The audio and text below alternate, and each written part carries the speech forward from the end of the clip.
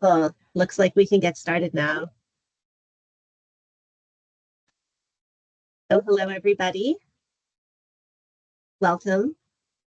My name is Alexis Milanusek, and I am the Director of Digital Strategy, Engagement, and Outreach in the Ministry of Technology and Innovation.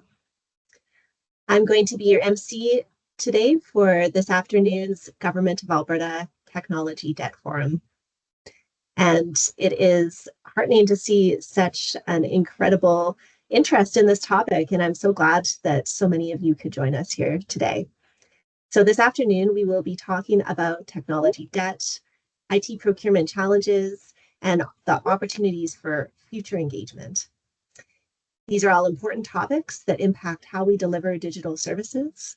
And we are all very much looking forward to sharing our vision, hearing from all of you, and sparking meaningful discussion about the future of IT in this province.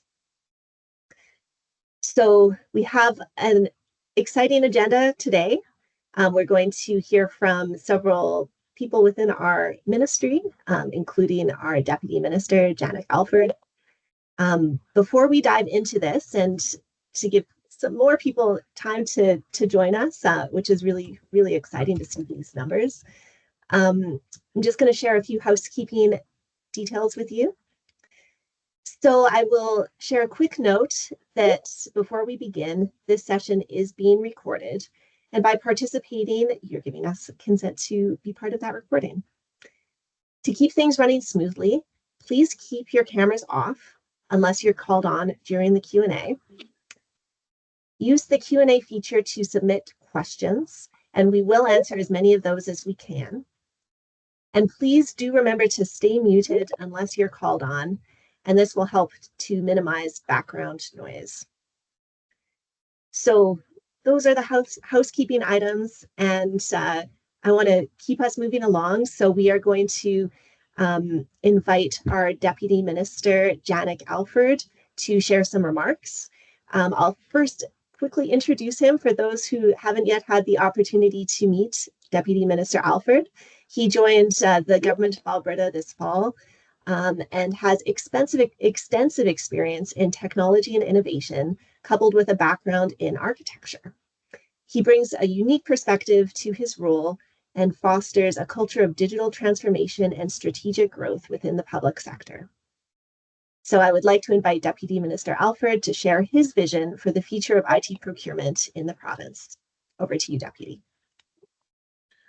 Thanks, Alexis, and thank you everyone for taking some time to join. I think we are, last check that I saw, we were well over, I think, 120, so people continue to come in.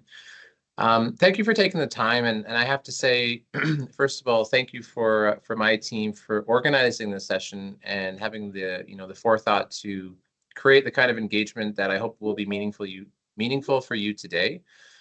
As we look ahead, a lot of what we're going to discuss today has a sort of a cause and solution that is deeply rooted in the topic of procurement. It's how we in the public service, as Canada's one of our largest purchasers, I think is the public service, if not the largest purchaser of goods and services, that how we think about looking forward into the future. You're going to hear a lot today on the topic of addressing technical debt.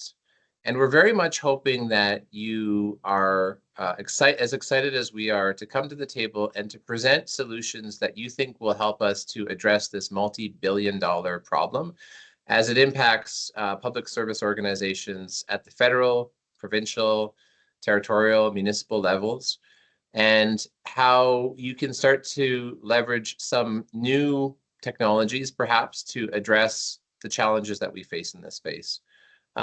Many of you responded to the call out that I put on LinkedIn, and I've had some good follow-up back and forth conversations with you.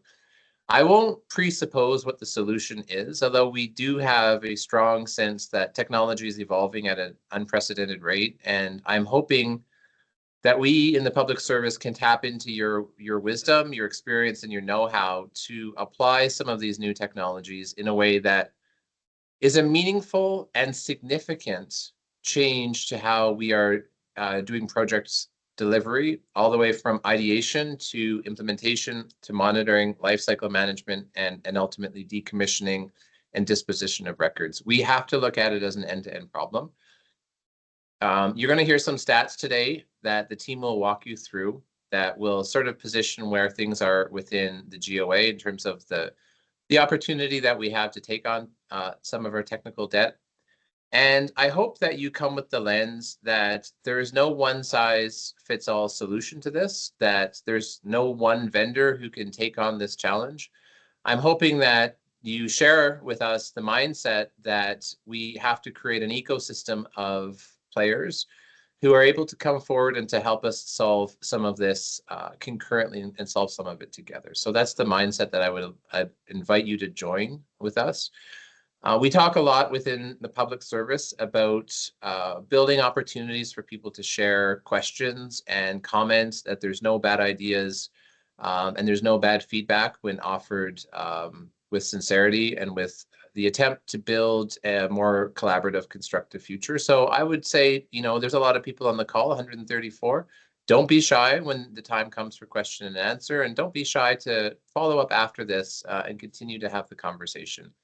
We hope that this session is going to be an opportunity for us to begin to wayfind with you a different way of working together collaboratively. And this won't be the last word on this. This is sort of our first foray into doing some things differently. And I would say that, looking at the invite list and the people who have been nice enough to take some of the time and join today, there's such a range of different companies. There's some very early stage, up and coming, innovative companies. And then there's some of the largest companies that we've done business with over decades who have delivered and implemented some of the largest enterprise systems.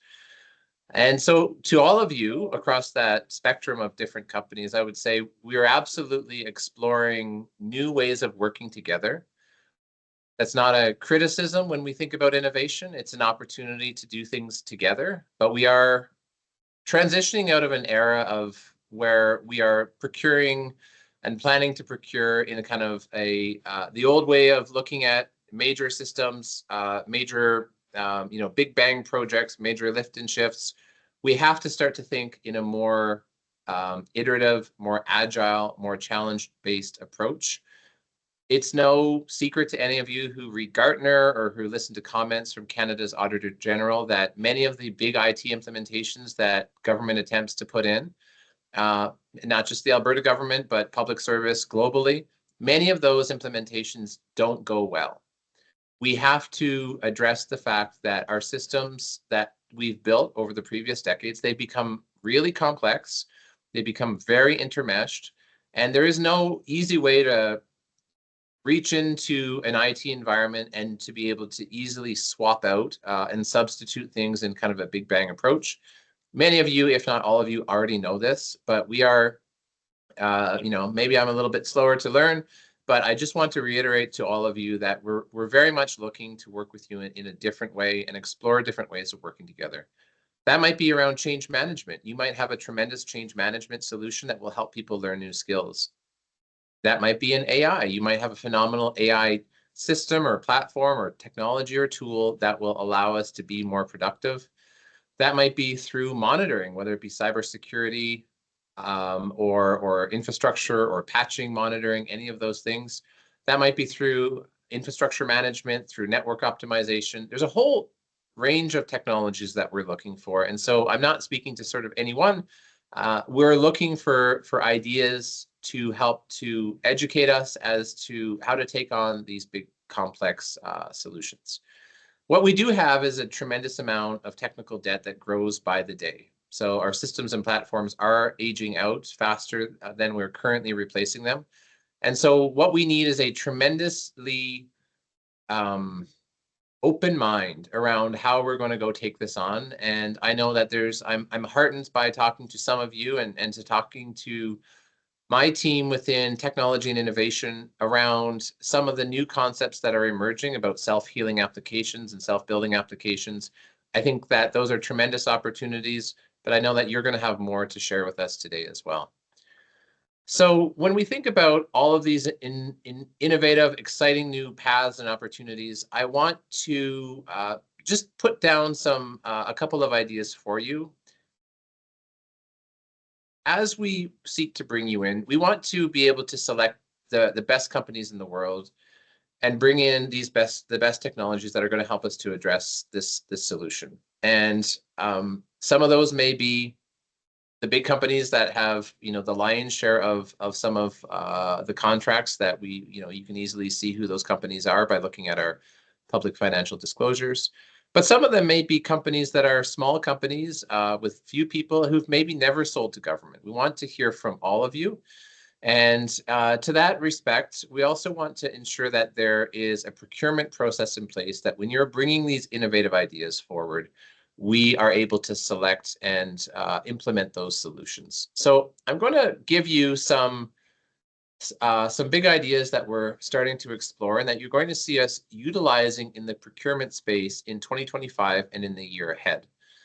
Some of this will be iterative and we will refine it, but some of these things have great precedent and have been utilized by our partners at the federal level and in other jurisdictions that Alberta may not have leaned on so much historically in the past. And the first concept I want to give to you today is the idea of a challenge-based procurement. So as anyone who has attempted to work with Alberta and gone through the procurement process or any other public service organization, you know that the procurement cycle can take many months or years, depending on the magnitude of the process. And often what is presented out to you as the vendor community can be highly prescriptive and can seem like it's being written for, one or two or three different companies that meet a particular requirement. Now, that doesn't serve Albertans very well, and it doesn't serve the public service. And in many instances, I think the frustration is even if those companies win, they often find themselves kind of married with a client inside the public service who is very prescriptive and who wants to customize their solution extensively. And it can become, with all good intents on all sides, it can become quite challenging to get these projects over the line. So with a challenge-based procurement, we want to be able to reduce the overly prescriptive and some of the rigid specifications and go forward with a problem statement that you help us turn into a solution concept. And what's exciting about it is we can go forward with multiple different vendors, we can engage with you, and we can help to define and shape this solution, and then iteratively work with you to pick the best vendor or vendors to come together and deliver that solution. And so in that process, there's some good knowledge that's been pioneered at the federal level through Public Service Procurement Canada on their Agile Procurement Program. I think that there's some lessons learned out of that on how Alberta can learn from some of the challenges that have come through that if you're familiar with it, and I've utilized that previously. So I would welcome that feedback. But through this process, I think we're going to be able to find much more innovative products than we can imagine, but and you can help us to solve our challenge statement. These challenge statements also may allow you to build new products, right? So if you know what we're challenged with, if you have a sense, like at this forum on technical debt, if you know what we're trying to contend with, there may be time for you to go out and create innovative new products that you weren't aware that were needed, that weren't on necessarily your product roadmap, but that you could pivot and start to introduce. So that's a big benefit for you as well as to understand where the puck is heading, so to speak, for us. The second area I wanted to talk to you is around a concept that we call internally procurement as code. So we have a challenge that is an overarching challenge on top of our technical debt problem, where the RFP process is somewhat challenging on all sides.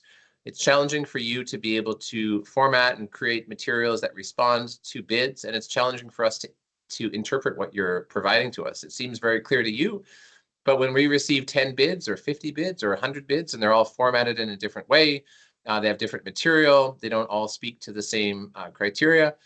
They're very difficult to assess, and in order to open up opportunities for multiple companies at various scales to bid and to be more open for a variety of bids, we have a concept that we would love to explore and pilot with you, this procurement as code concept, where we can leverage AI to translate our requirements into structured data models, structured evaluation criteria, data validation, and in effect, make it incredibly seamless and easy for you to bid on anything that we're putting out in the public. So we can put out a challenge that AI helps us transform, and then we can even utilize and share AI tools between us that will help to populate your bid into a very compatible way that we can assess, again, leveraging AI tools to help us to visualize, to understand, to interpret, and to evaluate the bids that come in. And in doing so, we're very confident that we're going to be able to cut some of our timelines from months to days in some of this preparatory and evaluation work, and then be able to go forward and explore a wider range of solution with a broader set of companies, making the best tech come online for Albertans, and that's really our outcome. And then the last couple of things I wanted to talk about, and I'll hand it back to Alexis, is I had mentioned about reducing barriers. So the government of Alberta has over 330 different technology providers, but as I mentioned, there's a range. Many of them are on the larger scale, and very few of the thousands of different companies in Canada are finding the public service to be their first customer. And so, again, leveraging this approach, we would like to be able to pilot more early stage technologies with you, and to be able to evaluate and explore and give you feedback, but also start to leverage more emerging technologies than perhaps we leveraged before. Is there associated risk with taking more novel technologies, more emerging technologies? Yes, there is some degree of risk, and maybe a slight, a marginal or moderate amount of effort for us to evaluate these opportunities with you. But there's also great promise. It is through many of these innovative things that we're going to create the multiple times productivity boosts that we're going to need to actually contend with concepts like technical debt. And finally, to make this all make more sense, we're going to be rolling out something that I believe some of you may have heard of, but you're all hearing it now, which is called the Digital Marketplace. This is really going to tie together everything that you've heard from me today. So in the coming months, you're going to see us launch Alberta's Digital Marketplace, which will have this challenge-based procurement portal. It'll have supplier outreach. It'll have solution showcase and a challenges portal. And then it will lay out exactly how we're working with procurement as code to implement these AI-enabled processes. So you'll be able to get all of that information there. It'll be a phenomenal window and insight as to where the public service is heading, some of the challenges that we're considering that you can start to get ready to bid on, and an opportunity, hopefully, for you to be able to share your products and services in a way that we can better understand and better leverage these tools and technologies. So help us help you help us. I'll put it that way. So I will wrap that up there and say thank you again for your time. I hope that some of those things sound interesting. If I've missed the mark on any of those things, I'm always open to your feedback. I'm always open to learning and collaborating. And so with that spirit, I'm going to hand it back to Alexis to carry us on through the rest of the agenda. Thank you. Thank you very much, Deputy. All right. So next up, we have Chris Wright. Chris is the Acting Executive Director of Business Technology Operations in the Ministry of Technology and Innovation. Chris is also one of the co-chairs of the Technology Debt Initiative for the GOA and has championed the self-sustaining software framework as a modern approach for preventing the accumulation of technology debt. Chris, I will hand it over to you to talk more about our technology debt challenges in the Government of Alberta context. Thank you, Alexis. So we're going to start off with kind of what our current state is today. So the Government of Alberta has a very large portfolio of applications. We're over 1,200 applications we have today. These range from small applications to ones that are many $1 million in value. As any large organization, we also are in a challenge today that over time, through things like funding deferrals and focusing on other priorities, there has been over time an accumulation of technology debt.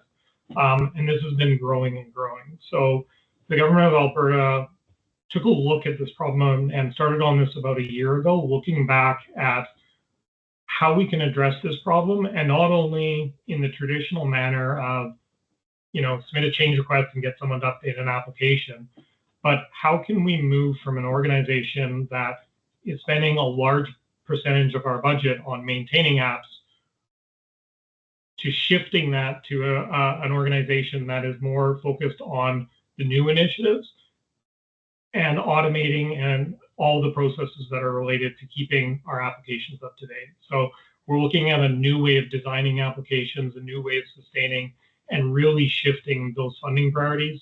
I think as with probably every organization that's joining this presentation today, that the growth in IT, it's speeding up rather than slowing down, and we need to get to a place where we can focus on all the new work coming in, but also ensuring that the stuff that we're not focused on is not falling behind. So can you move to the next slide, please?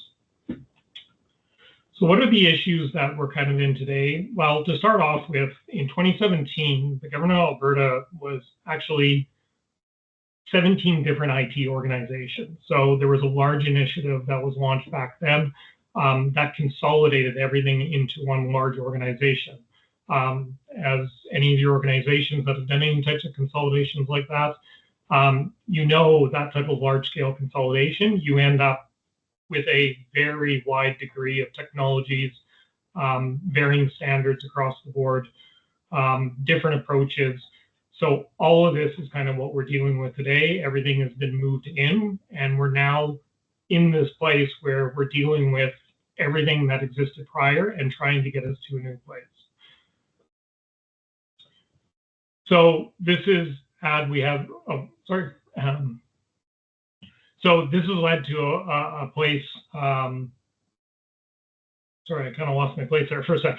So this is resulting in where we are spending a lot of funding on the way that we manage these old pieces of software. Like I said, is the traditional approach to doing this really is that approach that everyone's done for the past 20 years, where each application is updated manually, each one is maintained by a separate team. We really haven't taken advantage of all the new technologies that are now available to us to kind of relook at how this process is done across the board. So this is where we are really focused in, is modernizing the way that applications are managed.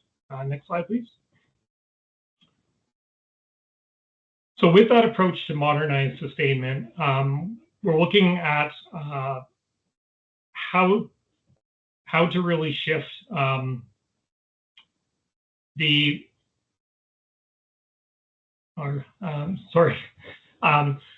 so with our technology debt strategy, what we really did is we've taken a step back and looked at everything that the government had been doing. And we kind of trialed some things in approaches to jumping on some of these technologies where we've looked at things like self-sustaining software. And what that really is it's tying all the technologies we have available so that our applications are actually updating themselves, they're testing themselves, they're healing themselves, so that we can move from an organization that is so focused on all this legacy work that we can move to an organization that that is applying these updates automatically all the time. So if a 0-day patch comes out in a large organization like ours, that becomes a very massive undertaking. We want that all automated to the point where those patches and everything are applied within hours of coming out, not within weeks of trying to apply these updates. Can we move to the next slide, please? So this is a very high-level overview of what we've done today with our technology debt strategy. Some of the foundational components that we're looking at are getting some consistent standards applied. We need our applications all moved to those standards. As I mentioned earlier, we have a very wide degree of technologies in place today. We need to narrow down that scope of technologies. We need to move on to common platforms. We need to consolidate those applications. We're looking for a very high degree of automation, and we're looking to see how tools like AI can come in and assist us with that. So those are those foundational components. We're trying to get out of the situation of technology silos. We want more predictable funding in the way we maintain our applications. And all of this is looking to that business satisfaction. Right now, when you have everything is being done differently, it is really hard to have that common stable approach. And we are looking for your input into this. As all the groups out that are doing this, globally across the world, to see what technologies may we not be aware of that you can bring to bear to help us bring this vision to fruition. Next slide, please.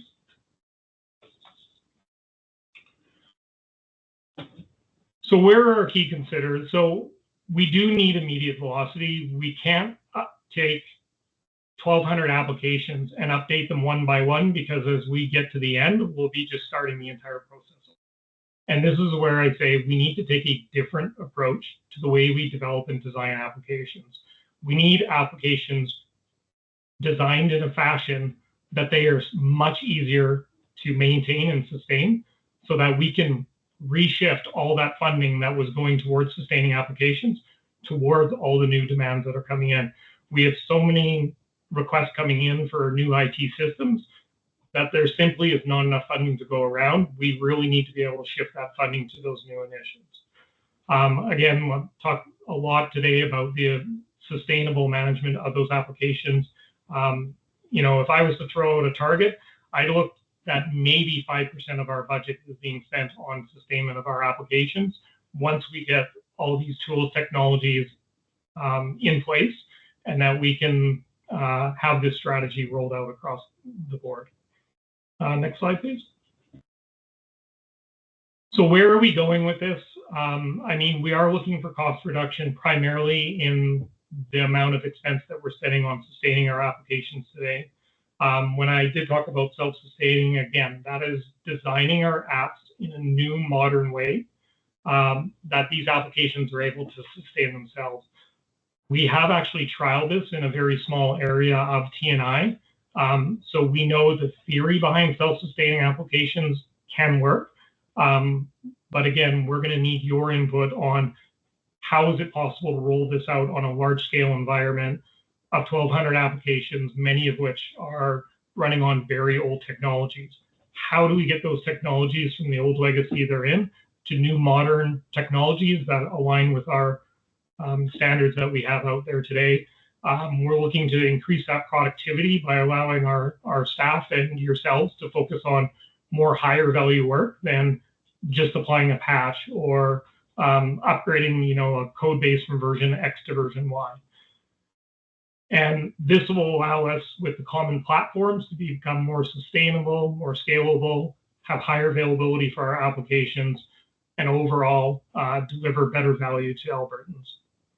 And with that, Alexis, I think I will be handing it back to you for Kurt. Thank you so much, Chris. Right. Our next speaker is Kurt Makepeace, the Director of Vulnerability and Zero Trust in Technology and Innovation. Kurt has extensive experience in implementing robust security practices across various domains, including application development, IT infrastructure, service management, procurement, and support. I will now invite Chris to share more about our technology debt challenges from a cybersecurity perspective. Over to you. Good afternoon. Again, Kurt Makepeace from Cybersecurity. We've developed an application and product security strategy just to pick out a couple of parts of the strategy. And you've seen a lot of alignment with what Chris has mentioned and what the deputy mentioned earlier on, where we're looking to apply security through the life cycle, reducing vulnerabilities with an increased speed of treatment. And then we want to make sure that applications are released quickly and securely. We've moved strongly from a production application perspective to a DevSecOps perspective, shifting security left. What tools basically can you provide to assist us with security throughout the life cycle? Are there ways to treat vulnerabilities quickly and more holistically? And to that point, security risk overall. Often there's reluctance from developers to worry about security. I like to use the music analogy. Music has rules, there are notes, tuning, chords, progressions. We've all had the honor and privilege of sitting through one of our kids' recorder performance to see what a lack of structure or awareness of keys does to music. But really that structure of music doesn't just allow for creativity and productivity. It's really crucial to it. Are there ways to build guardrails to ensure security while enabling developers using things like AI, machine learning, etc.? We do also have a number of strategic enablers as part of this. That common DevSecOps environment, common legacy application life cycles, having an accurate CMDB that tells us how everything's interconnected, common security testing and automation tools, and then vulnerability management service, which is one of my my responsibilities. And then we have spent a significant amount of time over the last little while updating our policy. As an example, one of the things that we're looking at is changing the guidance that we have relating to using AI for code generation. So that's one of the things that's actively being pursued today. Move to the next slide. Really, cybersecurity outside of the applications is one of the areas that I'd like to see where there are solutions available. We have significant risks. This goes beyond just vulnerabilities. Libraries use, secrets, unsupported frameworks. These items create significant risk in the services of the GOA. What can we do to determine what is the true risk profile? Often we've heard from our vendors, they tell us, you only have to worry about 10 or 15% of vulnerabilities. Which 10 or 15%? That's really the key question. We want to have a path to compliance. The GOA is constantly evolving, policies are updated, standards are updated. Getting systems that are already in service to comply can be difficult. Are there tools or services to help with that? Defense and in-depth security. We do a pretty good job of that having today. But what can we do better? There's always going to be gaps. There's always going to be pieces that we can improve. This idea of risk modulation is a big piece of this as well. There's always going to be reasons why a legacy application can't be touched. Maybe a certain time of the year that's critical to the business. Could be the cost or complexity of the application. It involves large funding or years to upgrade. Is there a way to tie all those sources of information we have together to prioritize? And we need ways to protect the environment in different ways. Think WAFs, next-gen firewall functionality, network topology. What can we add to lower the risks overall? And then as part of that zero trust implementation, what can we do to both provide a smaller attack surface and, if the adversary is able to get through, limit their impact? Here's the thing. Our chief responsibility is to protect the data of the government of Alberta and individual Albertans. This isn't about a single critical vulnerability or poor architecture of an application. It's about ensuring that we reduce the risk as much as possible overall. And with that, I'll turn it back over to Alexis. Thank you. Thank you so much, Kurt. All right. So for this next part of our Technology Debt Forum, we would love to hear your thoughts. Through this section, we will ask for your feedback on a few key questions. So if you would like to share, please raise your hand and I will call on you to unmute. You can also drop your responses in the chat if that is easier. And additionally, we will be following up with a brief survey where you can provide additional feedback to these questions. So let's move on to our first question. Question number 1. What government investments would result in the greatest reduction of long-term technology debt? And I see that Mark has his hand raised. So Mark, please ask your question. Or please answer the question. Actually, I was raising my hand to ask a question. Okay, well, we do have time for a Q&A after this exercise, so. Yeah, but I fully support this initiative. I mean, this is a serious problem with a lot of different organizations, not just the public sector. So I think the investments in making it easier to manage and maintain applications over time is fantastic, and we're here to help support this initiative however we can. So yeah, these are great. Thank you. Thank you very much. Next up, Neil Dubinville. Thank you. This has been some amazing information so far. One of the investments that I think the government could make here is potentially in some data center infrastructure, in particular private GPU computation. So if we're looking for AI as a cornerstone, we're going to run very quickly into privacy and data concerns. And I think being able to invest in anonymizing the data for processing and being able to host these many models that exist and potentially do these AI experiments will require, I won't say a significant, but it'll require a certain amount of experimental GPU infrastructure. So maybe investing a bit there would have an impact. And you can virtualize that out just like your other stuff. Yeah. Thank you, Neil. Eric, go ahead. Hi, good afternoon, everyone. I would say a couple of things to think about for the long-term investment. One is around your data itself and the data structure. Often, if you want to apply AI, one of the things that's holding up a lot of big organizations enterprise-wise is that data is stored in many different databases in many different forms. And so are you going to go down the route of a data lake? Do you have all of your data identified? Do you have maybe new forms of data that you're thinking about how they're going to come in the formats? That's one. Number two is with AI, how are you going to tag and protect that data if you want everybody in the different departments to be able to access it if you are going to put it in one area? And then the data loss prevention around that. And then the last part of that would be around Canadian owned and operated, because there's an opportunity here that the problem that you solve for yourselves is going to be at scale around the globe for all sorts of governments and municipalities. So working with an Alberta, company or a Canadian company can then give them that long-term benefit, not only for Alberta, but for Canada in terms of revenues and scale, etc. Thank you so much. AJ. Oh yeah, thanks. I appreciate your time. I think there's a couple of different sort of aspects to technical debt. I think obviously there's the hardware that we've kind of talked about here.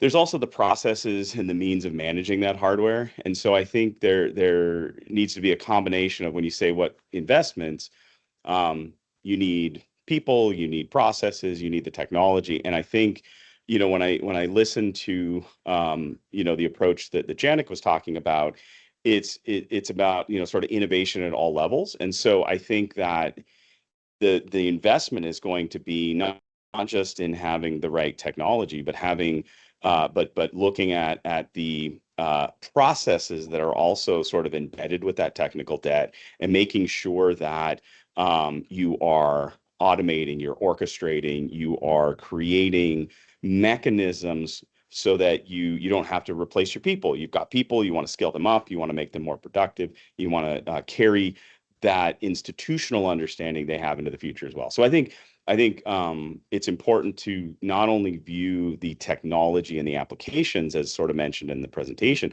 but also the way in which we manage those applications, the way in which we manage your vendors, the way in which you are engaging and streamlining those processes, B2B process, et cetera. So I think that the investment is as much into the technology as to refining processes and streamlining the overall effort that it takes to do the maintenance. Thank you. Great, thank you so much. Peter.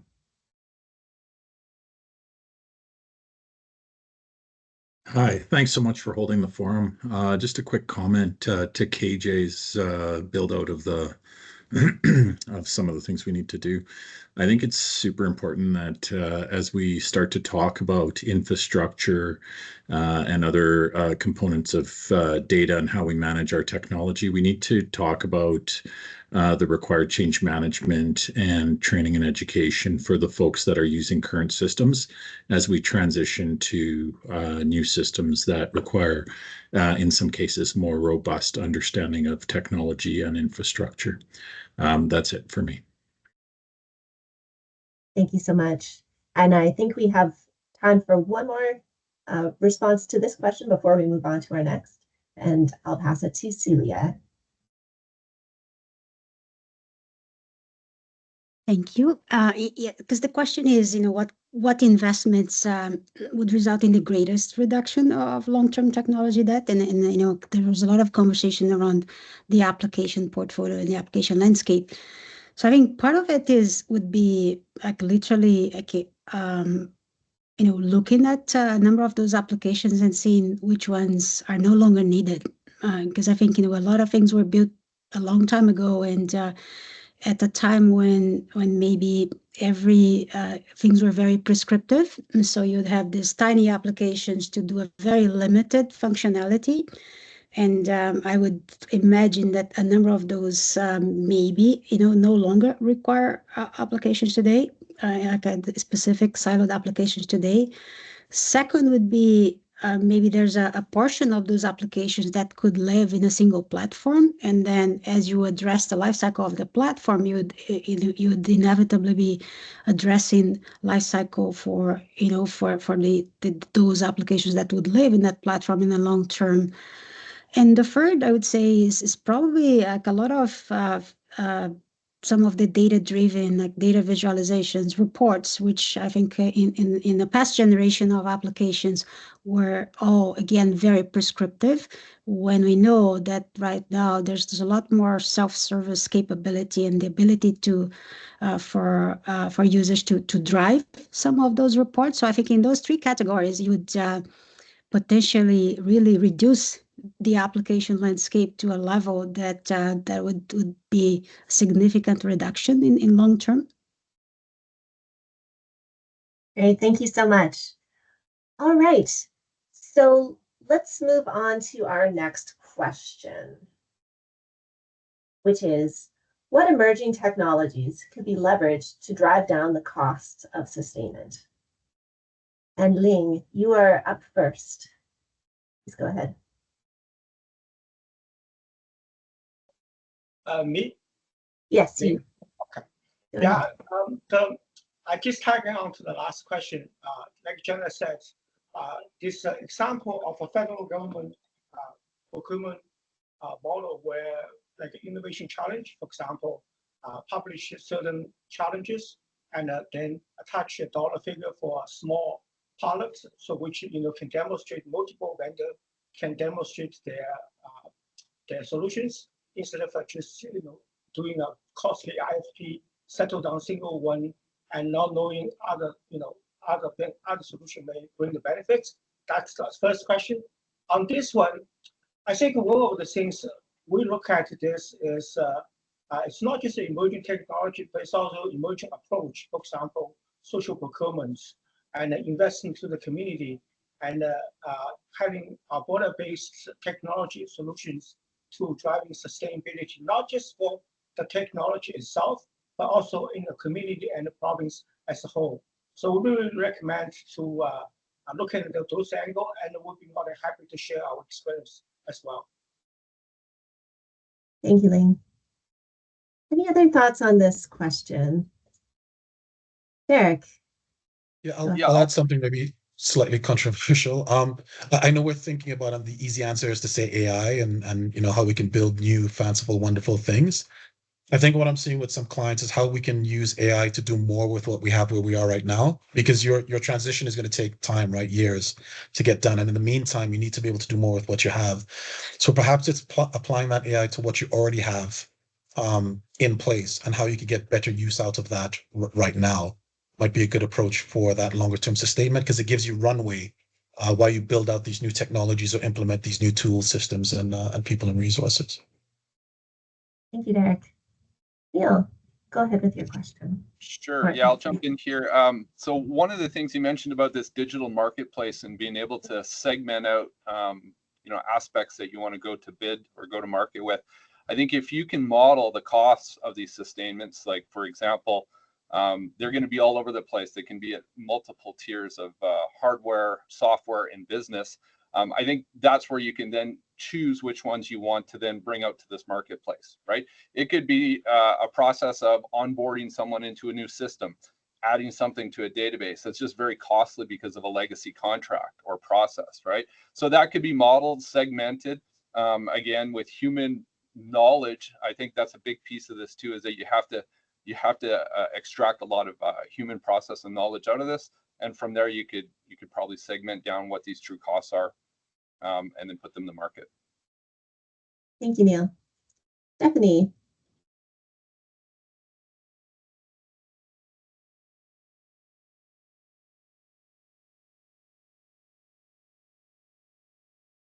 Go ahead, Stephanie.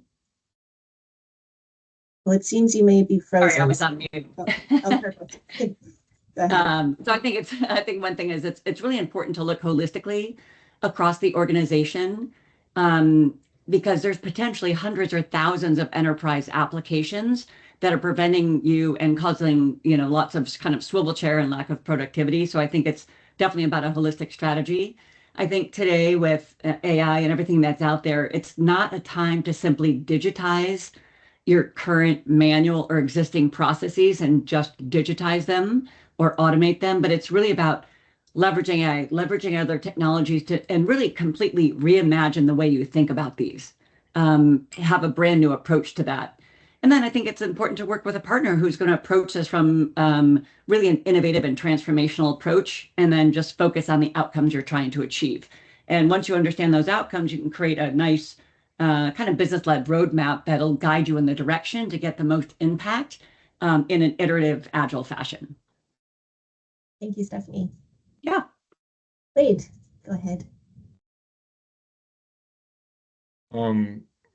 I would add some comments around collecting and getting more value out of the data. You have enormous data sets probably across all 4 types of data. And I would encourage you to think also about the uncarpeted space.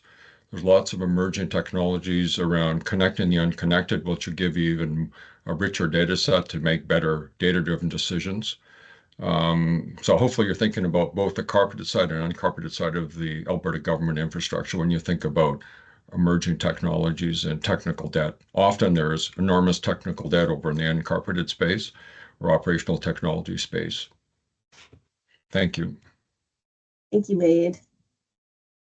And Derek, over to you. I'm going to add one more thing about sustainment, just thinking really long term. So from my days at Scotland Yard, when we were developing things with partners, we went into sort of a shared revenue model where the department we were working with owned a percentage of what was being developed. So instead of buying a turnkey solution, we looked for actually a development partner that could help us build it out. And then what we built was then sold to other forces that needed that. And that was able to help drive revenue within that line of business to continue paying for things in the future. Because as you know, with government spending, there's going to be the glut, but there's also going to be the cuts to come at some point in time. And, you're going to be building some really beautiful and wonderful things. Why not, have a percentage share of that going forward and helping a Canadian or Albertan company be the partner to develop that with you. Thank you for that, Derek. And thank you everyone who responded to question number 2. Let's move on to question number 3. What key elements should be included when improving the procurement process for mitigating technology debt in the government of Alberta? Thoughts on this?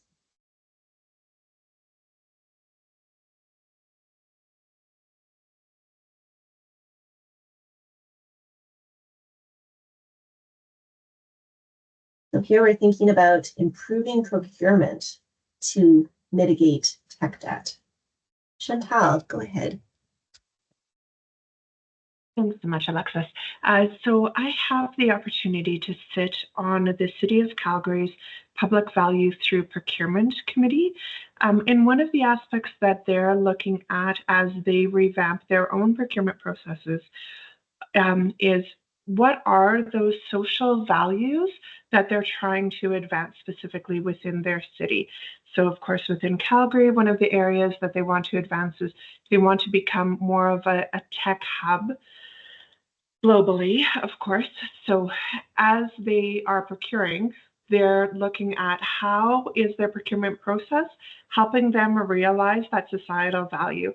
They're also looking at aspects like Indigenous procurement. How can they better support Indigenous businesses within the community? So I wonder if there's an opportunity for the province to consider some of those societal values as part of their overarching procurement revamp. Thank you for that, Chantal. Derek. So I'm treating this forum as a blue sky, and you want that kind of genuine feedback, right? So hence the reason my comments. I'm going to say working government both in Europe and England for a long time and now coming back home, procurement to me is broken, especially in the phase we're about to go into globally. Canada and at the provincial level, we're going to have to pick winners and losers. which means we're going to have to piggyback some companies that are going to say, okay, this company is good, we want to work with it, and we're going to invest in you to become the big company that's going to be on that global stage. It's really frustrating to me to see how much technology and brilliant businesses and companies we have here that aren't scaling on that level like the Americans are. And we need to do that. And so for me, if there's something that could be done with procurement that could say, we want Albertan companies, we want Canadian companies, we're going to partner with you for a long time as opposed to going with the classic big four. Like we have to have some kind of, I don't want to say nationalistic element to it, but we have to really try to put some Canadian companies on the map. And to do that, you need that government support. Thank you, Derek. Neil. All right, so yeah, definitely I'm very passionate about this. So much like Derek, I want to contribute as much as I can. I think when it comes to procurement, the key to reducing the debt, technology debt here, is you're going to have to be more prescriptive of different types of technology, right? If it's fairly open, you might have a vendor come to you with their own product that they've been selling for the last 5 to 8 years in the market, and it doesn't have the abstractions for AI, doesn't have API surfaces. So you're going to have to take a more technical architectural approach to asking. You don't have to say what the solution exactly is going to manifest as, but it's going to have these certain cornerstones. So these can be like open API specifications, certain types of AI capabilities, right? So we're going to have to be able to do that if we want to maintain this kind of future forward compatibility and understand where the layers and abstractions need to be. Yeah. Thank you, Neil. Ling. We are working with the City of Calgary right now, so we can definitely share social procurement experience, working with the Calgary City of Calgary on how the procurement system works and how local company can contribute not only for service but how to improve for overall community well-being. And that's one of the things we had a frustration with previous RFP is it's a lowest dollar win, and but the consideration is there's a lack of a consideration on where the money goes and where the money is actually in the final stage, where the money is going to spend. It's like going to a foreign technology company, or it's actually the money is spent in the local community and for local talent, local labor force. I think those things are actually, I would recommend to look at procurement to include those elements, not just the lowest price. Thank you for that, Ling. Elizabeth.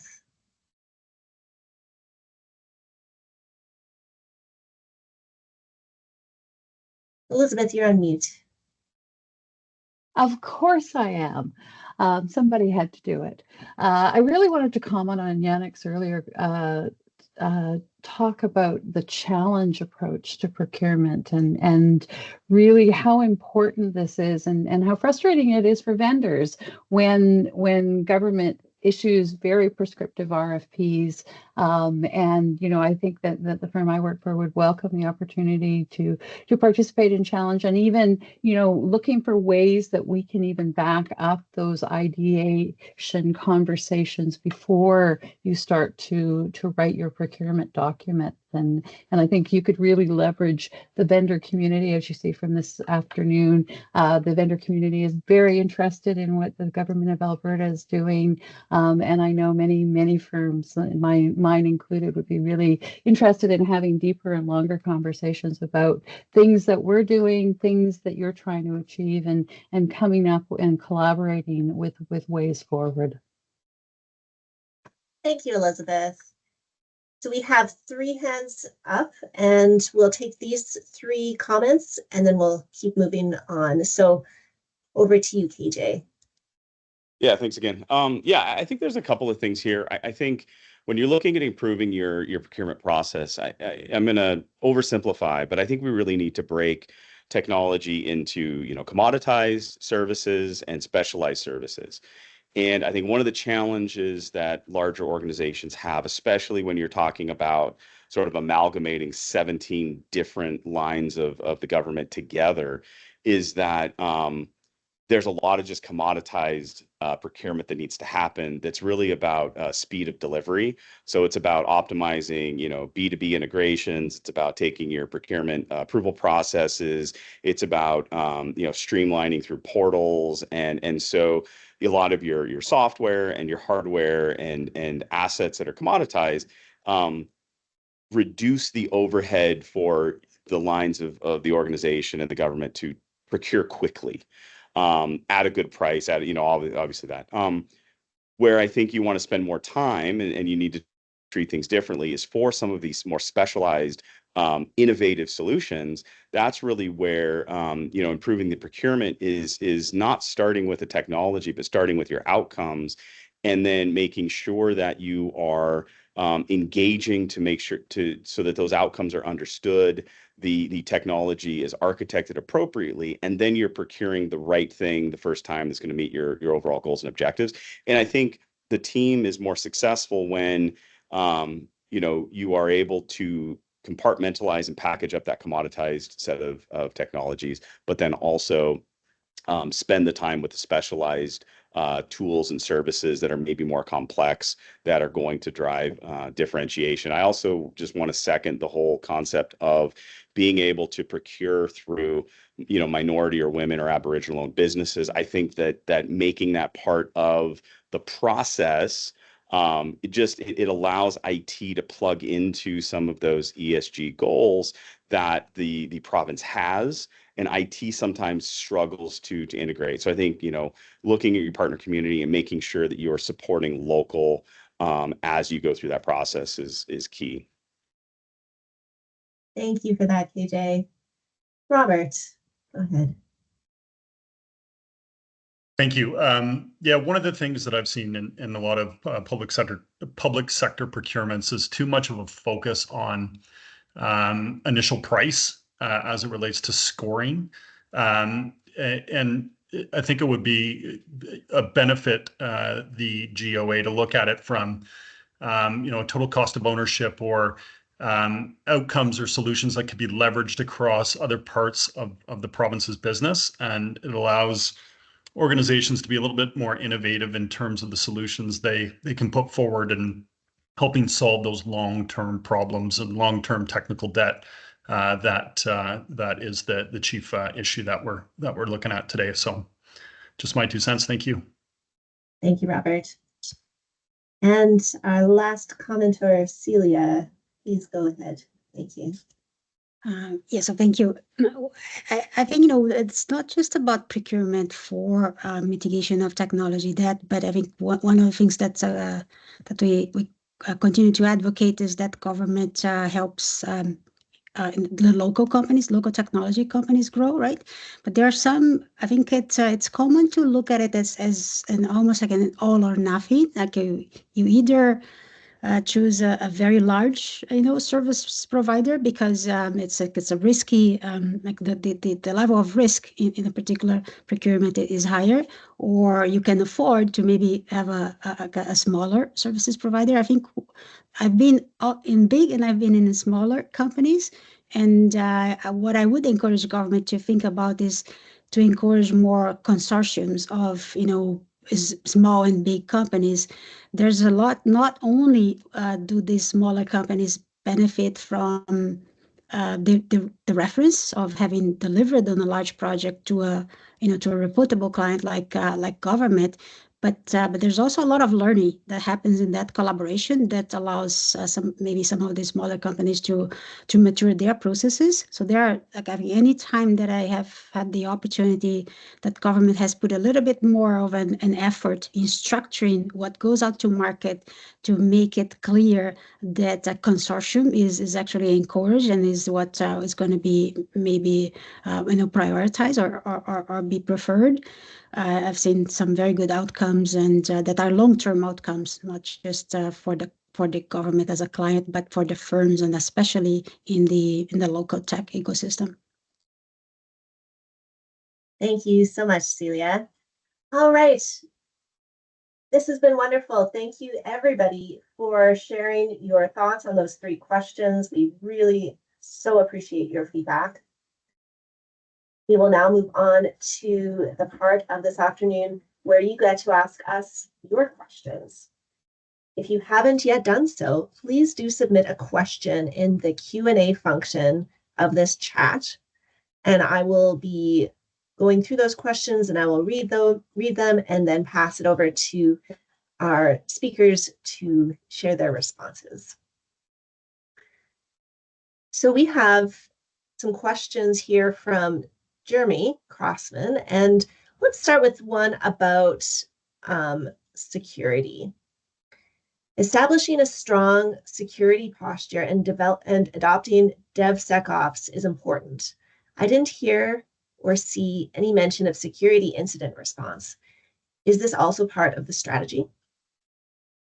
Absolutely. And maybe we buried it a little too much under the other parts of it, but I know Chris and I both talked about wanting to be able to, Chris used the zero-day example.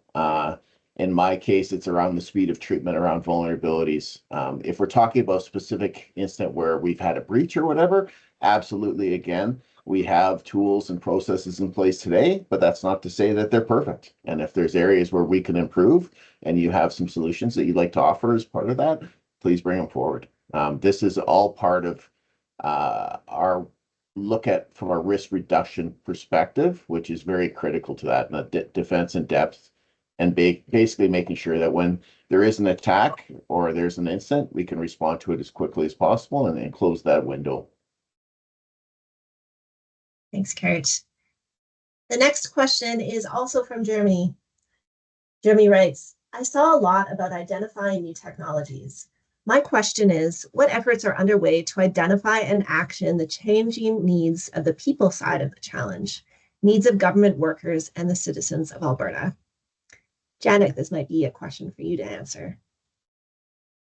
Well, I think in a sense, thanks Alexis and thanks Jeremy for the question. I think in a sense you're participating in one of those right now, right? So what we are doing is going out transparently with you and kind of laying out a range of different challenges and hoping to tap into your mindset, but also hoping to create opportunities for staff to understand what's in the marketplace, to learn, to explore new ideas collaboratively together. And this is all very human-centric. And when we think about, I endorse the comment earlier that somebody said, we really need to focus on how to make the best use of what we have today, like enable people maximally. I really want to focus on enabling the agency of workers, their ability through technology and through some of this innovative thinking.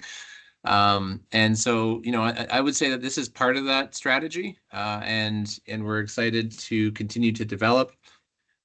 Internally, we're doing a lot where we're having some of our staff now shifting over. We're actually creating, we're going to have, I think by the 24th of March, we're going to have 50 people actively working on exploring new technologies in this space, which is a big shift for us. And next week, we're also hosting an event down in Calgary on the 19th. Some of you may be aware that we'll be at Platform Calgary, giving our staff and the vendor community an opportunity to understand where we're going in tech and innovation and to be able to intermingle on some of these ideas. But ultimately, we are looking, I'm primarily, and again, not to exclude other topics, but I'm keenly interested, let's put it that way, in how do we enable and equip people to leverage technologies, and so let's think about that as part of the challenge as well. Think about the human aspect. So thanks for the question. I hope that gives you some insight. Thank you, Janik. We're going to next go to a question from Jason Westgate. This is a fairly long question.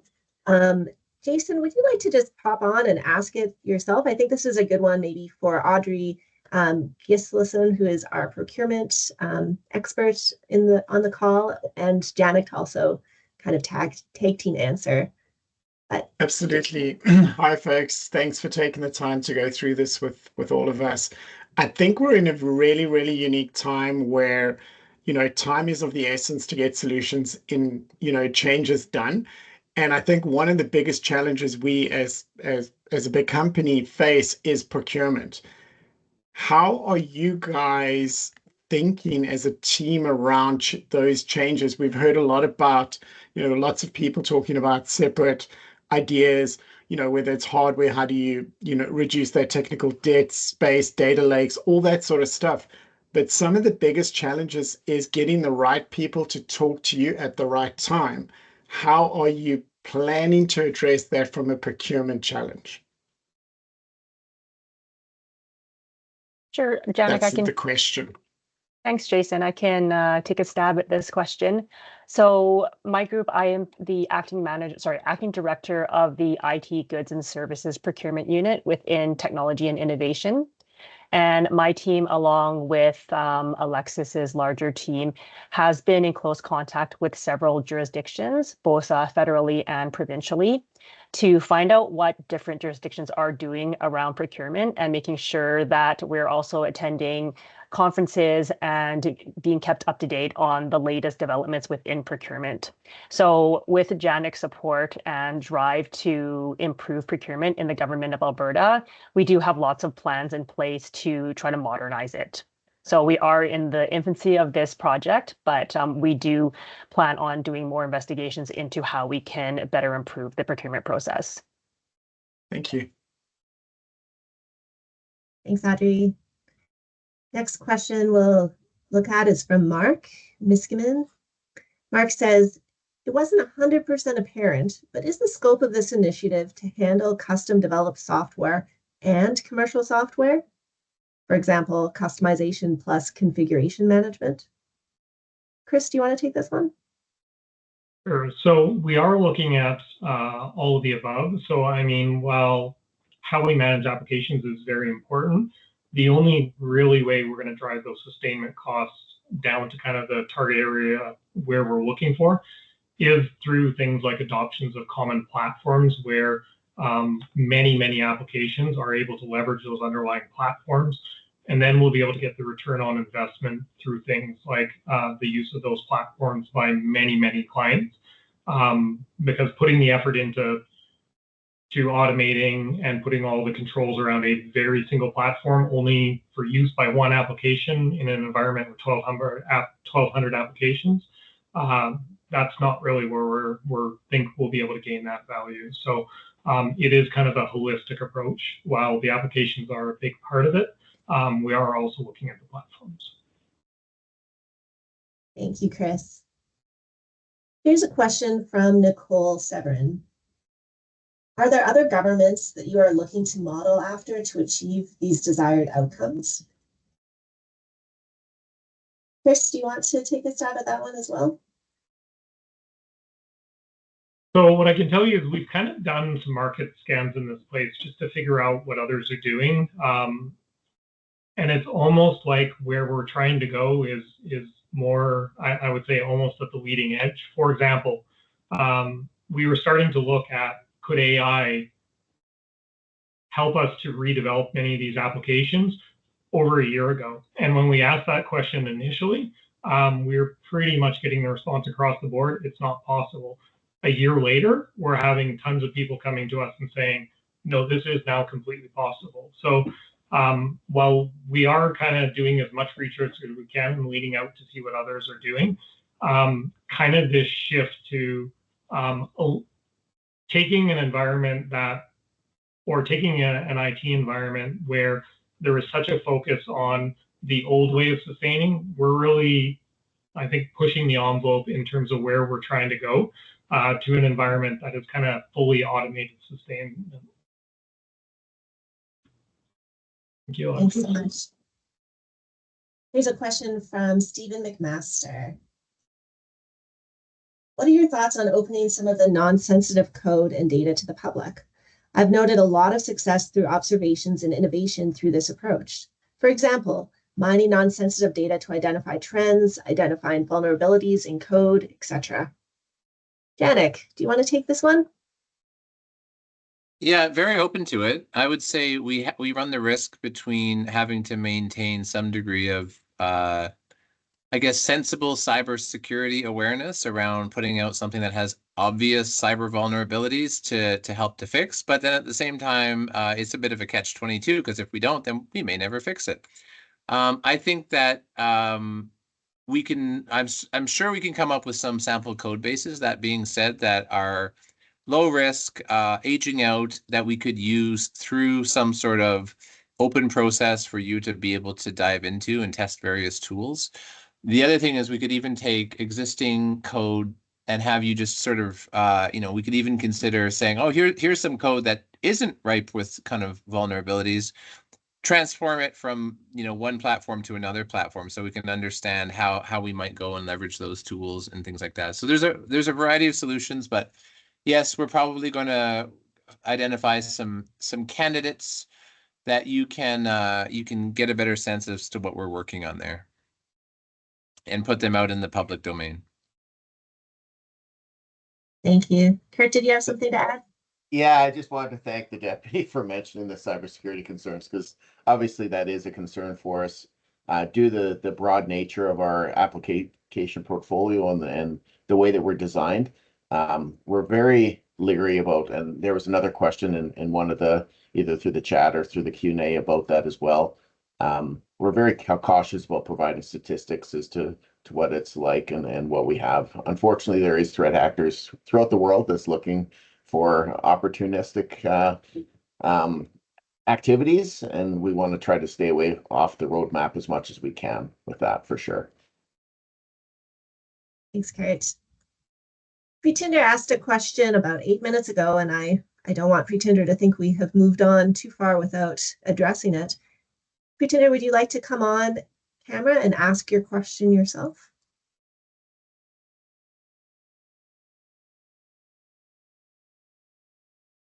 And if not, I can read it out loud.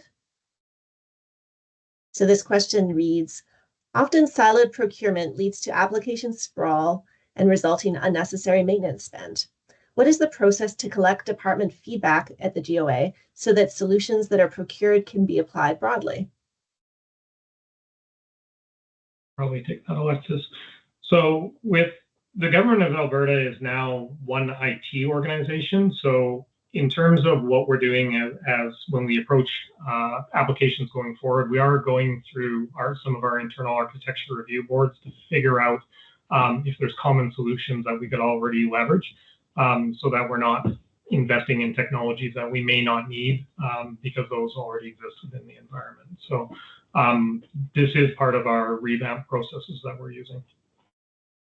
I can also add to that a little bit, Alexis. So our digital design and delivery group also has ministry engagement leads that reach out to all of the ministries. And so when they determine the requirements from the ministries, they will bring it back to technology and innovation to determine if there is a similar ask from 2 or 3 ministries, and they would bundle the procurement into one before coming to our group, if that's the case. Thanks, Audrey. All right, I do see a hand up from Derek. Derek, do you have a question you'd like to ask? I do. Me again, last one, I promise. So from cybersecurity side of it, I know we get left in the basement oftentimes, but I represent a cybersecurity company here in Canada. And this one is for you, Kurt. We know tools have become really great, really fantastic in terms of the controls and detection. One of the big things we look at is that human-centric approach, especially with that extended risk when they go working from home or remotely, etc. Or do you feel like you have appetite for or scope for things that help protect the human? So around their own awareness, their own personal protection, and then them transferring that into the workplace. It's part one. And then part two is around all the different connections that are taking place via APIs. We kind of see this as a rising area of risk that people aren't thinking about. Is that something you're worried about as well? Yes, and yes. So first, nobody puts baby in the corner when it comes to security with our exactly. We actually are focused very much on cybersecurity. If you look at our business plan for this year, this technical debt is actually listed as a cybersecurity initiative, though a large portion of it is in cybersecurity. So it is a very huge proportion of what we're doing and where we want to go. I keep going back to the overall risk reduction, and all those things you've talked about is about reducing the risk. A lot of folks like to talk about the vulnerabilities, and myself being a vulnerability Zero Trust Director, obviously vulnerability is part of my bread and butter, but that's only part of the risk. We're talking about applications that were built 20 years ago using frameworks. Came across one today, for example, which is using a framework 0.14. The current version of the framework is version 19 now. So that tells you, and I'm not going to tell what it is or how it was, but that's an example of just one we came across today that's in. And some of these are very extremely large applications. And so we need to build those layers of security however we can. There was a vast shift in security, as you alluded to. And a lot of that for us happened during COVID, as it did for a lot of organizations. People started working from home more often. We had a lot more teams. I know myself, I spend a lot of time on Teams all day long now, which we didn't before.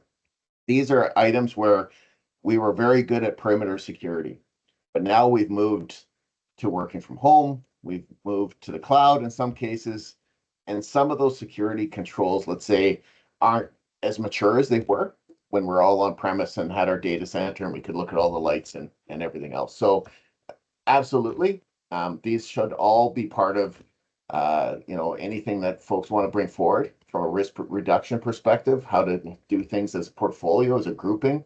There's been a lot of discussion around platforms. That's certainly something that Chris, his team is really pushing towards too, is trying to consolidate on platforms and having a point that we can move things to across the portfolio. So absolutely, security tools this isn't about individual applications or, Power Builder or any other language we might be using.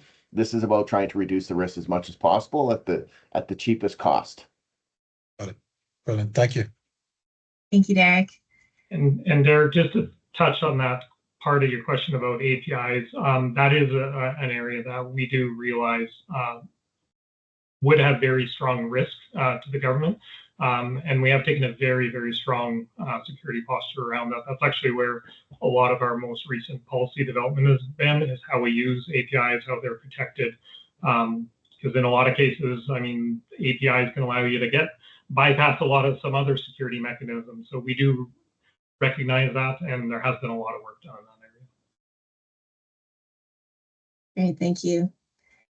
So Neil and Wade both ask questions that I think are nicely intersect each other. Neil asks, are there opportunities for vendors to build culture within ministries to think about AI and technical debt reduction first to help inform procurement and product design? And Wade asks, is the government of Alberta also considering skills debt along with the technology debt? So both of these questions focused on people, culture, skills. Chris, do you want to take this one? Sure. Here, I thought you were going to throw it at Kurt.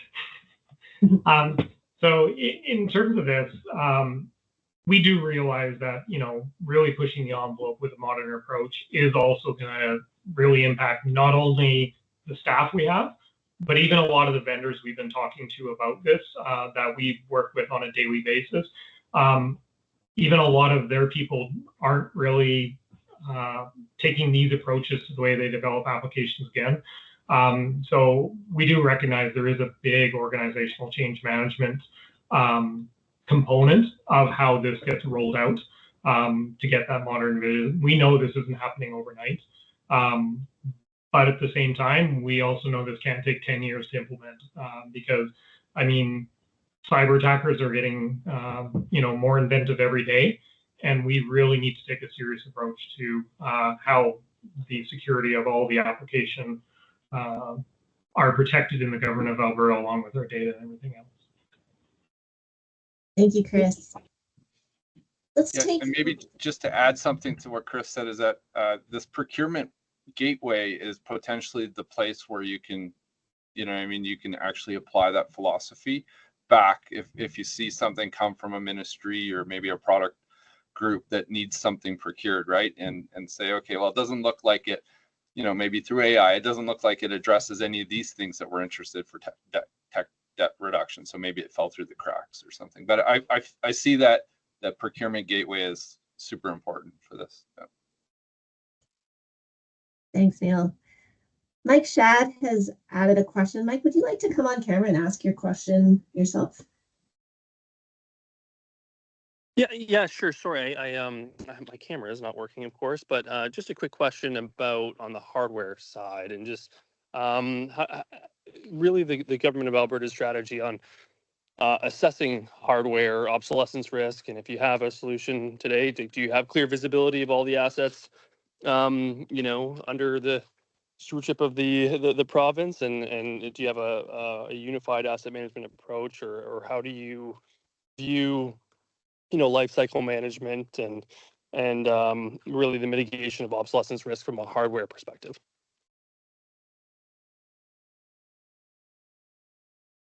So in terms of the asset management, that's actually a major component of what we're going to be working on as part of our roles in this program next year. Well, we do have some visibility. What we don't have is holistic visibility. And we do know that is a risk and a challenge, and it is something that there's going to be a lot of effort put behind as a major initiative that's kind of already approved to roll out next year. So completely agree with what you're saying, because it is a major focus that we've been trying to get underway. And we're very excited to get that off the ground starting here very shortly. Thank you, Chris. And thank you, Mike. Our next question is from an anonymous user. I think this one is for you, Kurt. In today's discussion, we touched on the desire to evolve the application landscape with a focus on infrastructure modernization and security, especially vulnerability management. Given the balancing act between these priorities, is the GOA leaning more towards prioritizing risk mitigation, or is organizational process reengineering the greater focus at this stage? Well, as I mentioned earlier, our chief responsibility is protecting the information of the government of Alberta and Albertans. So by that very nature, we have to have a primary focus on reducing risk and to ensure that any danger relating to that is mitigated as much as possible. That's not all inclusive, though, of course, and there's many prongs to the tech debt strategy that we're developing, but certainly the whole point of this project was to reduce the risk around tech debt. And so that's what we're trying to achieve through this program. Great, thank you. Let's take another live question. I see a hand just came up. It is Kumar's hand. Or sorry, Rohit. Yes, Rohit. yeah. Go ahead with your My question. name is Rohit Kumar. I'm not certain why the question came off as anonymous there. But Kurt, thank you for addressing my question. What I heard in today's discussion was a bit of a balancing act between there's technical debt that we need to address in terms of security vulnerabilities, and as Chris mentioned, attackers are getting more sophisticated, and it is typical in an enterprise organization that you're trying to balance innovation and modernizing processes and such while trying to keep up with this ongoing firefight, right? So where I was leaning towards with this question was, are we do we have a sense of, well, we're going to take a more in terms of priorities, are we going to first target some key security vulnerabilities or risk exposure areas that need to be addressed first, and then look at this process reengineering component? Or the security side of the house is looking stable for a year or two, and we need to focus on the workload optimization, the processes in the right place. If I know that there's a balance, but if we are leaning towards one way or the other, that would be great to know as a vendor community. Initially, the focus is on the riskiest applications. We have a group of applications we've identified. Beyond that, though, the sustainment plan part of the tech debt mitigation strategy is relating to what you're talking about. Are there areas where we can build out platforms? Are there areas that we can look at our processes, how we do things? Can we consolidate? Can we reduce, etc.? So those are all parts of that strategy. The initial is to deal with the highest risk applications that we're dealing with today. But overall, over the 3 years of this program, our plan is to actually look at the overall sustainment strategy and how we accomplish that for the organization. Chris, did I miss anything? Thank you, Kurt. And just add a little bit to that. So again, this kind of comes back to the approach is a lot of organizations are trying to look at which patches do we apply, because there's so many of them that we're struggling to be able to apply them all. Right. Where we're trying to go is let's get to a point where we can apply them all and we have no concerns. So let's start developing things following ISO standards, which are basically supported primarily across the board by most technologies. So focusing on those things that we can do in the way we design and create our platforms differently, so that we're no longer scared to apply a single patch. And our de facto standard is apply everything. And having those protection mechanisms in place to properly test applications, properly vet them, confirm they're working correctly, and then have all that automated. So rolling them out into our dev and our UAT and our production, and having that done within hours, not weeks and months. Right on. Excellent. Thank you. Thank you, Rohit. Mark Miskinen, there's a question from you. Would you like to read your question yourself? Oh, I need to find it. We My shared it questions. 22 minutes Here we ago. go. We haven't forgotten it. Yeah, exactly. It was a while ago. So yeah, no, I just when you think about tech debt, right? We're all technologists on this call. I think most people, like, we love technology. But that's kind of like the top of the iceberg when it comes to technical debt. When you think about a project, 80% of the cost of the build is building the functionality, and about 20% of it is actually the technology and all the assembled configurations there. Then afterwards, it's about a 50-50 split, maybe a bit more leaning on the functional side. So just wondering if you guys are thinking about that as the scope. I know everybody wants to talk about AI and all these wonderful things, but the reality is it's a lot more on the business function side. Are you guys going to include that as part of this process? So I think the short answer to that is yes. I mean, reuse, we realize, is a major part of how we're going to pull this off. If everything is designed a little bit differently, it's really hard to create all that automation and get that economy of scale, which means as we're moving forward, that's probably the more longer term approach, is trying to revamp things to get onto those more common platforms, use more common processes. Because in a lot of cases, it may literally take rewriting hundreds of applications. But we'll also gain that economy of scale if we have code bases that we can very quickly replicate and pull to pair in to form new applications. Now we're in a different situation than everybody is doing their own thing and developing their own code. And in a lot of cases, repeating code that has been written for the government 30 times over, because everyone wants to do it their own way. So send email. Yes, exactly. We have an API for that now. So, but we are doing things like our digital design and delivery team. They're working on producing a common capabilities portal, which people are starting to leverage to pull in some common information. So it is definitely a big part of consideration, is that reuse and standardization and common approaches to things going forward. It's, you know, we talked a little bit earlier around culture shift. It's not just a culture shift with our own people doing the development or our vendors doing the development.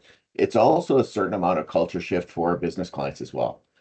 Because everybody is used to all the custom application. This is exactly how it's going to work. And that may actually involve changing some policies, some acts, some things on the business side as well, because certain amount of that is very prescriptive as how things are supposed to operate.